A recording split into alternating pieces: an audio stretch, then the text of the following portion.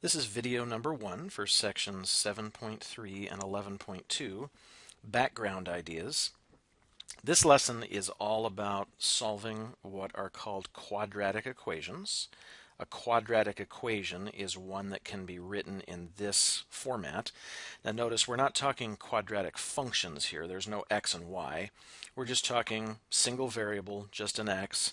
What makes it quadratic is the fact that the highest powered term has an x squared in it. By the time we're done with Chapter 7, we will have learned 4 different algebra methods for solving quadratic equations. The 2 that are listed here are the probably easier methods, but they're both limited. They don't work every time. The other 2 that we'll hit later are a little bit more complicated, but they do work every time. Now, the first one, the factoring method, we did this already. We did this at the end of Chapter 6. Remember, this was the kind where you take your equation, you get a 0 on one side, and then you factor the other side and use the zero product principle. It's a great method, but it is limited. It only works if you can factor. In other words, if the polynomial is prime, then the method is not going to work. Well, today we're going to learn a second method called the square root method. And this is also a very nice method, but it once again is limited. It only works if in your quadratic equation there is only one letter x showing. Now that might sound impossible. I mean, you can see here that there's 2 letter x's written. Well, what if this term wasn't there? What if the b was a 0 and your equation just looked like this? That would be a candidate for the square root method. Or what if you had an equation that was written in a format similar to the vertex form? So something like this. This is still quadratic. You can see you've got an x squared in there, but notice the letter x is only written once. If the letter x is only written once, the square root method is fantastic. Well, the second piece of background information that we need is we need to talk a little bit about simplifying square roots. Now, we have a whole chapter coming up later about square roots. These are just a couple of simple ideas. You've probably seen this before. First off, just a couple of rules involving square roots. The first rule says that if you have the square root of a multiplication problem, you can always split that into the square root of the first piece times the square root of the second piece. So that's one rule of square roots. The second rule here is very similar, just for division. If you have the square root of a division problem, you can separate that into the square root of the first piece divided by the square root of the second piece. These are rules of square roots. Again, we'll get into the details later in another chapter. It's not too hard to believe these 2 rules, though, because really they are just another way of writing our rules of exponents. Right? Remember how the square root is the same thing as the 1/2 power? So that first rule, where we have square root of a times b, that's the same thing as ab to the 1/2. We've already learned the fact that that 1/2 can be distributed to each piece. That's all this rule says. Square root each piece and then multiply together. Why do we need to know these rules? Well, as part of this lesson, you're going to have a lot of square roots that you come across, and you're always expected to simplify them. Now, what I've done over here in this box is given you a little bit of reminder of how you know that a square root has been simplified. We're not talking decimals here off the calculator. We're just talking about writing it as simply as you can by hand. One of the issues is you're always expected to take out what are called perfect square factors. Perfect squares are just numbers like 4, 9, 16, 25, 2 times 2, 3 times 3, 4 times 4, 5 times 5, etc. If any of these numbers are factors of your radicand, your number inside the radical, you're expected to pull them out. Here's how that works. Take your number, your 20, take a look at the perfect square list and ask yourself, what's the biggest number on this list that goes into 20? Of course, the answer is 4. 4 goes into 20. In other words, this is really just the same thing as the square root of 4 times 5. How does that help me? Well, look at rule 1. according to this first rule here, if I have the square root of a multiplication problem, I can split that square root of the first times square root of the second. Why would I want to do that? Well, because the square root of 4 has a nice answer. It is 2. 2 times 2 is 4. That has a nice answer. I can take it out. The root 5 does not have a nice answer. I'll have to leave it in. The final simplified version for this problem is 2 square root of 5. There's an understood times in between there. This means 2 times the square root of 5. All right, let's take a look at the second example. The second example, I need to refer back to my guideline list. Another thing that is considered bad is having a fraction inside a radical. That's considered unsimplified, so something I want to get rid of. Well, that's where Rule 2 comes into play here. That second rule addresses this directly. It says that I can take this square root with this division problem inside and simply split it up as the square root of the top divided by the square root of the bottom. Am I finished? Well, not quite, because remember the first guideline, taking out those perfect square factors. I don't think any perfect square goes into 6, right? The only one that might is 4, but 4 doesn't go into 6. 25, though, is a perfect square. It's on the list directly. It has a nice square root. I don't even have to use any rule. I can just write down the fact that the square root of 25 is 5. Again, if you're able to take a perfect square out, you are expected to do so.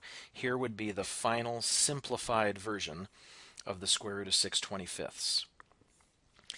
In our third example, it looks very similar to the second one. Let's take a look and see what happens. The first thing I notice is I've got a fraction there inside the radical. That's not allowed. So I will split that into square root of 3 divided by square root of 8. I'm using that second rule again. Then I'm going to check for my perfect square factors. I don't have any perfect squares that go into 3, but I do have a perfect square that goes into 8. I'm checking my list. 4 goes into 8. I usually just skip ahead to the part where I'm breaking it up into 2 pieces. So I've got the 4, which is essentially the good piece that's going to come out, and the 2, which is essentially the bad piece that's going to be left in. That's what I can do according to Rule 1. Well, when I simplify this, I've got square root of 3, and then on the bottom, the square root of 4 is 2, and then that root 2 is still stuck there. Am I finished? Well, not quite. This is where the third and final guideline comes in.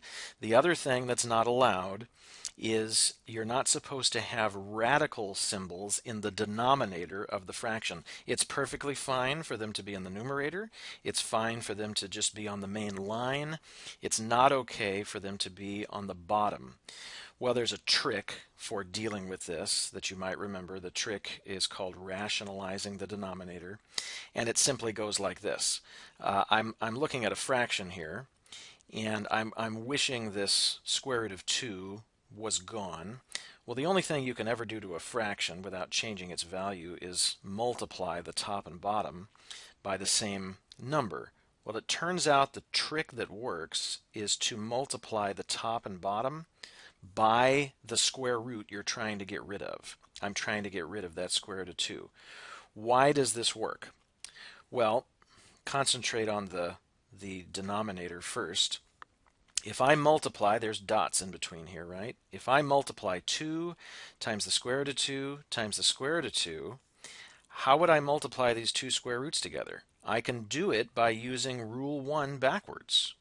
Rule 1 says if you want to multiply 2 square roots together, no problem. You get a square root, and what's inside is simply the product of the previous 2 pieces.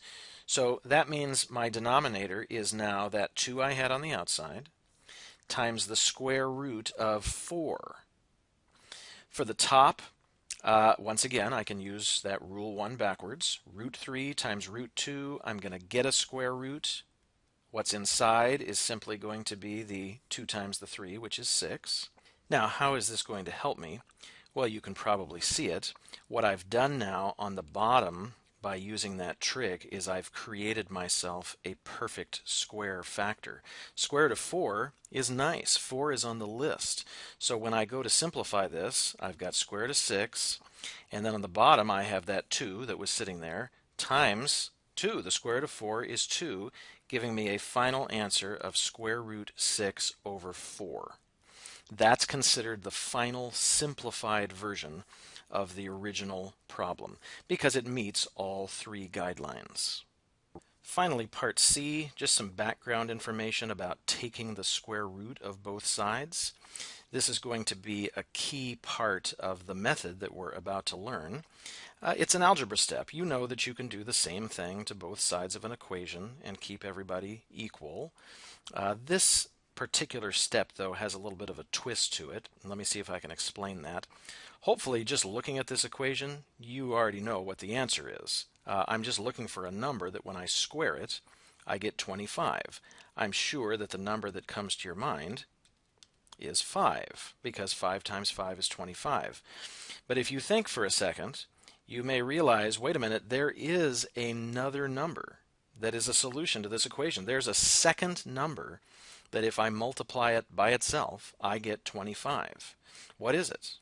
It is negative 5. Negative 5 times negative 5 is also 25. This equation has two solutions.